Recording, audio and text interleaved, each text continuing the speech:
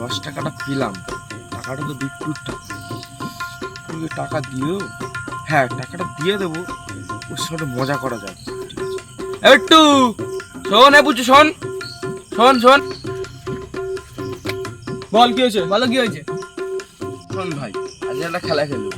এই 10 টাকাটা ধর তুই, এই যে আমি আর বিট্টু খেলবো, আমি ওকে মারবো, ও আমাকে মারবে, যে আগে আউ করবে সে হেরে যাবে। ঠিক আছে, কোথায় মারলাম? বিট্টু তুমি রেডি? আউ যে করবে সে মরে হেরে যাবে কিন্তু। লাগেনি? আমি হেরে গেছি ভাই, হেরে গেছি। তুই জিতে গেছিস, তোর পুরস্কার।